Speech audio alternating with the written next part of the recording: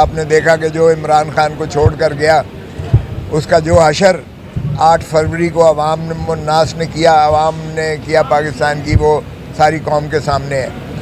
تو وہ تو ریٹائر ہو گئے، سیاست سے ہی ترین صاحب ریٹائر ہو گئے. اور جو انہوں نے ماشاءاللہ خیبر پختونخوا میں جو انہوں نے بنائی تھی پاکستان پیپلز پارٹی، نظریاتی جو بنائی تھی، جس کے سربراہ خٹک صاحب تھے، ان کا بھی جو حشر ہوا وہ بھی قوم نے دیکھ لیا، وہ بھی ریٹائر ہو گئے، پاکستان کی سیاست سے ہی ریٹائر ہو گئے. اب یہ چونکہ پاکستان تحریک انصاف کی حکومت ہے وہاں خیبر پختونخوا میں، وہاں ایک اور انداز سے پھر دوبارہ جو ہے ایک فوجی آپریشن شروع کر دیا گیا ہے، جو تمام فاٹا کے، وزیرستان کے اور ہمارے جتنے قبائلی جو ہمارے امیدوار جو جیتے ہوئے ہیں، جو ایم این ایز ہیں، وہ ساروں نے احتجاج کیا کہ یہ آپریشن جو ہے یہ صرف پاکستان تحریک انصاف کے کارکنوں کو، پاکستان تحریک انصاف کے ورکرز کو اور پاکستان کے پی کے خیبر پختونخوا کے عوام کو سزا دینے کے لیے یہ آپریشن کیا جا رہا ہے، اور ان کو جو ہے گھروں سے بے گھر کیا جا رہا ہے، گھر مسمار کیے جا رہے ہیں ان کے. اور یہ ایک ایسا جو ہے تسلط کیا جا رہا ہے خیبر پختونخوا کو سزا دینے کے لیے کہ جو ہے وہ کیوں کر انہوں نے یہ بغاوت کی کہ اپنے من پسند امیدوار کو اور محترم عمران خان صاحب کو میسو قسم کا مینڈیٹ دے کر وہاں خیبر پختونخوا میں حکومت ان کو دی. تو یہ ہم نے شدید احتجاج کیا اور ہم نے تقاضا کیا کہ یہ جو آپریشن ہے، کوئی بھی ملٹری آپریشن ہو، ملک میں بغیر پارلیمان کی اجازت کے، بغیر پارلیمان کی توثیق کے، بغیر پارلیمان کی مرضی کے نہیں کیا جا سکتا. کہیں بھی آپریشن جو ہے فوجی آپریشن نہیں ہو سکتا ہے. تو چنانچہ اس پر جو ہے ہم بہت احتجاج کیا ہم نے، اور بالآخر وزیر، وہ بھی جعلی وزیر ہیں کیونکہ خواجہ آصف جو ہے وہ ریحانہ ڈار سے بری طرح شکست خوردہ، بری طرح ہارا ہوا ہے، اور اس طرح بے حیائی کے ساتھ، وہاں ڈٹائی کے ساتھ پارلیمان میں بولتے ہیں کہ کوئی خود ان کے الفاظ میں کوئی حیا ہوتی ہے، کوئی شرم ہوتی ہے. بہرکیف وہ تو بالکل ان چیزوں سے عاری ہیں مکمل طور پر. اور انہوں نے اور اعظم نذیر تارڑ وزیر قانون نے پھر ہمارے ساتھ جو ہے گفت و شنید کی اپوزیشن کے ساتھ، اور پھر وہ یہ طے ہوا ہے کہ اب یہ مسئلہ جو ہے یہ جو کمیٹی ہے، ایپیکس کمیٹی، جس میں یہ فیصلہ انہوں نے کیا تھا، ایپیکس کمیٹی میں یہ کابینہ میں اس کو ڈسکس کرنے کے بعد یہ پارلیمان کے سامنے اس مسئلے کو لے کر آئیں گے. یہ بہت ہی سنگین مسئلہ ہے. دیکھیں بلوچستان میں پہلے ہی عسکری قیادت نے قبضہ کیا ہوا ہے. اگر آپ خیبر پختونخوا میں بھی یہ آپریشن کرتے ہیں تو اس سے بہت زیادہ سراسیمگی پھیلی ہوئی ہے اور بہت زیادہ خوف و ہراس ہے. لوگوں کے گھروں سے بے گھر کر دیا گیا ہے، ان کے گھروں کو مسمار کر دیا گیا ہے، ان کے کاروبار جو ہے تباہ کر دیے گئے ہیں. اور وہ جو ایک اتنا حساس علاقہ ہے جہاں بارڈر جو ہے بالکل افغانستان کے بارڈر کے منسلک ملحقہ علاقے ہیں، اگر وہاں پاکستان کی جو ہے اس طرح سے جو زیادتی کی جاتی ہے ان عوام کے ساتھ، قبائلی لوگوں کے ساتھ، تو آپ کو پتہ ہے کہ قبائلی جو ہے اتنے غیرت مند لوگ ہیں کہ وہ پھر اس کو ریئیکٹ کرتے ہیں. اور ہم نے بڑی کوشش کر رکھی ہے کہ ہم جو ہے تحفظ آئین ایک جو ہے ہم نے وہ تحریک بھی چلا رکھی ہے، جس میں ہم نے اچکزئی صاحب کو سربراہ بنایا ہے، مینگل صاحب اس میں ہیں، اس میں جو ہے بلوچستان کی نیشنلسٹ پارٹیز موجود ہیں، اور اس میں ہم نے کاوش کی ہے کہ مولانا فضل الرحمان صاحب بھی تشریف لے آئے، اور ہم نے جماعت اسلامی کو بھی استدعا کی ہے، اور پیر پگاڑا صاحب کی جی ڈی اے بھی اس میں جو ہے وہ ہم سے ہم نوا ہے، کیونکہ جتنی فسائیت اس وقت اس حکومت نے کر رکھی ہے اور جس انداز سے انہوں نے یرغمال بنا رکھا ہے.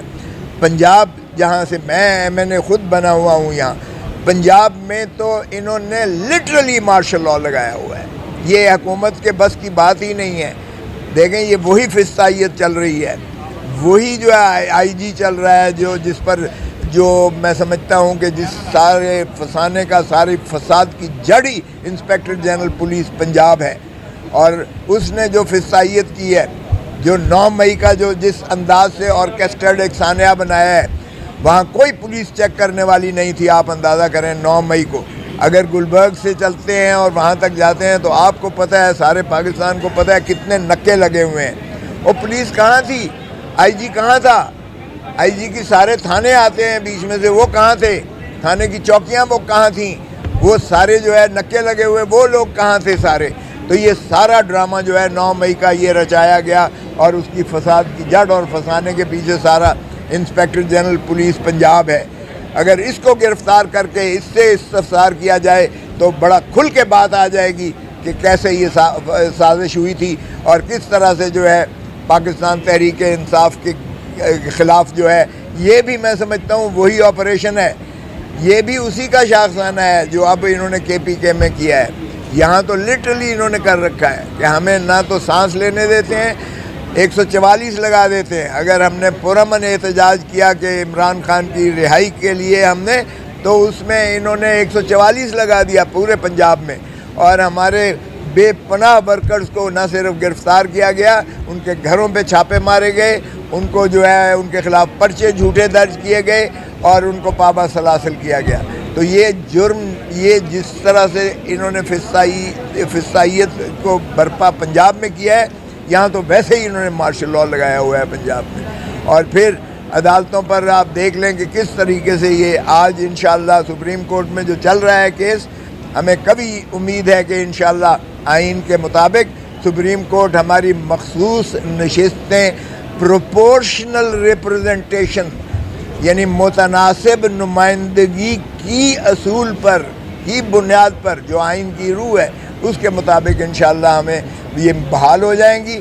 اور ہمارا صرف یہ ہے کہ فارم 47 کی جو پیداوار ہے ان کو بھی جو ہے کیا جائے, کیونکہ اب آپ دیکھیں بدنیتی دیکھیں کہ جو سٹنگ سرونگ ججز تھے ان کو ٹرائیبونل جو ہے نہیں چلنے دے رہی الیکشن کمیشن آف پاکستان, اور یہ چاہتے ہیں حکومت سے مل کر کہ یہ اپنا جو ہے ریٹائرڈ ججز کو جن کو نامزد الیکشن کمیشن کرے, جس پر جو سب سے بڑا ڈاکہ مارا ہے اس ملک کے مینڈیٹ پر, عوام کے مینڈیٹ پر, عوام کے حق کے ووٹ پر.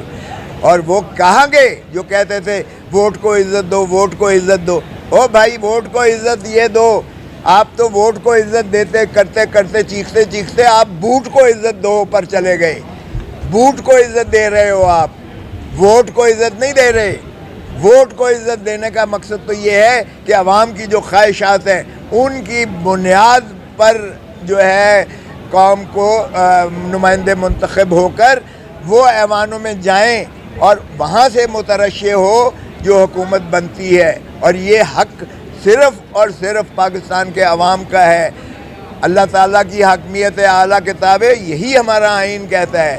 یہ پاکستان کا آئین میں ریاست جو ہے وہ عوام ہے, اور باقی سارے ملازم ہیں جو ان کے تنخواہ دار ہیں. آپ کے ٹیکسز سے ان کو عسکری قیادت کو تنخواہیں ملتی ہیں, اور آپ کے ٹیکسز سے یہ جو ہے حکومتیں چلتی ہیں. یہ آپ کے ملازم ہیں, ریاست کے ملازم ہیں, اور ریاست ہے عوام. اور آرٹیکل 5 میں آئین میں درج کیا گیا کہ وفاداری آئین کے ساتھ, وفاداری صرف عوام کے ساتھ ہوگی, عوام کے ساتھ, بوٹ کے ساتھ نہیں ہوگی, اور نہ ہی کسی اور کے ادارے کے ساتھ ہوگی. یہ عوام کے ساتھ وفاداری اور تابع داری جو ہے وہ آئین کے ساتھ ہوگی. اس میں کوئی ایسا شائبہ نہیں ہونا چاہیے کسی کو. پاکستان کے عوام اپنا حق مانگتے ہیں. اگر پاکستان کے عوام کو ان کا حق حکمرانی مل جائے تو یہ سارے مسئلے حل ہو جائیں گے.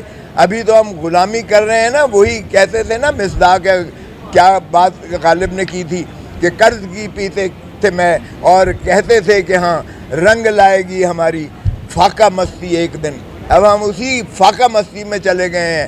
اور وہ بھی جو قومیں دیکھیں, وہ کہتا اس نے, علامہ اقبال نے بھی کتنی خوبصورت بات کی تھی, تو جھکا جب غیر کے آگے نہ تن تیرا نہ من تیرا. جب ہم IMF کے آگے گروی گڑ گڑا کر بھیک مانگ رہے ہیں, جب ہم دنیا سے جا کے بھیک مانگ رہے ہیں, تو نہ تن تیرا نہ من تیرا.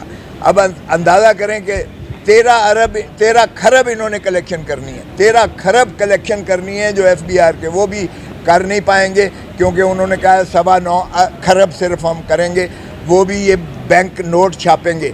پہلے پوچھے کہ 9.25 खरब آپ نے قرضے کی قسط دینی ہے، 52% آپ نے جو یہ اکٹھا کرنا ہے اس میں سے قسط دینی ہے آپ نے، اور 57% آپ نے دینا ہے صوبوں کو دینا ہے. تو پھر آپ بتائیں کہ آپ کشکول کا پیالہ پھر آپ ڈرم لے کر پھر دنیا سے بھیک مانگیں گے؟ تو اس قوم کی غیرت اور حمیت کو مت اتنا ذلیل کریں. 3 نسلیں تو آپ نے پہلے گروی کر دی ہیں. یہ بجٹ جس میں آپ کی اپنے الائز، آپ کے اپنے ساتھی وہاں بیٹھ کر پیپلز پارٹی مخالفت کر رہی ہے، MQM مخالفت کر رہی ہے. پیپلز پارٹی نے تو اس حد تک کہا کہ کیا یہی ہے بجٹ عوام کی مقدر میں تھا جو آپ نے دیا ہے؟ تو آپ اندازہ کریں کہ اگر اسی کو دیکھ لیں تو یہ بجٹ پاس نہیں کروا سکتے، اور اگر بجٹ پاس نہ ہو تو حکومت گر جاتی ہے. حکومت کا کوئی جواز نہیں بنتا ہے. اگر ہماری آپ تقاریر سنیں قومی اسمبلی میں تو کسی نے بھی سوائے ان کے ثنا خان جو ان کے مفاد پرست جو ان کے وزراء بیٹھے ہیں، ظفر موج بیٹھی ہے، جن کی گاڑیاں ہی 50 گاڑیوں میں جو جاتے ہیں، جو ڈالے جو ہے دھول بکھیرتے ہوئے عوام کے منہ پر جو ہے وہ مٹی پھینک کر چلے جاتے ہیں، جن کی بجلی مفت ہے، جن کا پیٹرول مفت ہے، جن کے گھر مفت ہیں، جن کو ساری مراعات آپ کے ٹیکس سے وہ عیاشی کر رہے ہیں. کیا عوام سے پوچھیں کہ عوام کو کیا ملا ہے؟ عوام سے پوچھیں کہ وہ کس طرح سے گزارا کر رہے ہیں. عوام کو پوچھیں 2 وقت کی وہ روٹی ان کو کس طرح میسر آ رہی ہے، وہ بچوں کا پیٹ کس طرح پال رہے ہیں، وہ بچوں کو اسکول کس طرح بھیج رہے ہیں، ان کی تنخواہ، ان کی جو ہے فیسیں کس طرح دے رہے ہیں، وہ پیٹرول سے کس طریقے سے پیٹرول سے گاڑی سے وہ موٹر سائیکل پر آ گئے ہیں، یا وہ چن پر رکشے پہ آ گئے ہیں، اور اب آ جائے گا کھوتا ریڈی یا ٹانگا ریڈی پر آ جائیں گے. سوال یہ ہے کہ عزم استحکام آپریشن جو ہے وہ شروع کرنے جا رہا ہے. اس آپریشن کی حمایت کرتے ہیں، مدافعت کرتے ہیں. قومی اسمبلی میں تو بہت زیادہ تنقید کی جا رہی ہے. آپ شاید دیر سے آئیں، وہیں سے شروعات ہی میں نے یہی کی ہے. یہ عزم استحکام کا آپریشن یہ فراڈ آپریشن ہے. یہ ہمارے تمام جو ادھر کے MNAs ہیں اس ریجن کے، اس خطے کے، یہ علاقہ جو ہے افغانستان کے بارڈر سے شروعات ہو کر ہمارے پاکستان کے قبائلی علاقوں پر محیط ہے، جو پاکستان کا حصہ ہے. وہاں سے جتنے ہمارے MNAs بنے ہیں وہ کہہ رہے ہیں کہ یہ صرف ہمیں سزا دینے کے لیے کیا گیا ہے کہ ہم نے PTI کو ووٹ کیوں دیے اور PTI کی حکومت کیوں بنائی ہے. ہمیں گھر سے بے گھر کر دیا گیا ہے، ہمارے گھر مسمار کر دیے گئے ہیں، ہمیں جو ہے لٹرلی یہاں سے ہمارے کاروبار جو ہے اس پہ قبضہ کر لیا گیا ہے. ہماری یہ جو مائنز نکل رہی ہیں، جو منرلز معدنیات ہیں، یہ ڈالر کی کھیل ہے. اتنا زیادہ وہاں طاقت اور وسعت اللہ تعالیٰ نے اس زمین کو دی ہے کہ اگر آپ ایکسپلور کریں تو وہ آپ کا سونے کے برابر جو ہے دنیا میں آپ اس کی ترسیل کر سکتے ہیں، اور اپنے ملک میں بھی جو ہے کر سکتے ہیں سارا کچھ. تو وہ اس پر بھی قبضہ کر دیا گیا ہے اسی کی آڑ میں. تو یہ ایک فراڈ آپریشن ہے جس کو ہم مسترد کرتے ہیں. ہم نے وہاں بھی کیا تھا، اور ہم نے کہا کہ کوئی ایسا آپریشن، پہلے آپ نے رد فساد کیا، پہلے آپ نے جو ہے وہ ایک اور آپریشن کیا، اس میں سے کیا ملا آپ نے؟ اور پھر بالآخر آپ جو ہے آپ کا تو کام ہی اب فارم 47 کو ٹھیک کر اب آپریشن بھائی یہ سارا ایکسٹینشن لینا چاہتے ہیں. یہ آپریشن اس سے پہلے جتنے بھی آپریشن ہوئے تو ہم نے ماضی میں یہ دیکھا کہ چیف آف آرمی اسٹاف کی ایکسٹینشن ہو جاتی تھی. تو کیا یہ بھی ایک کوشش ہے؟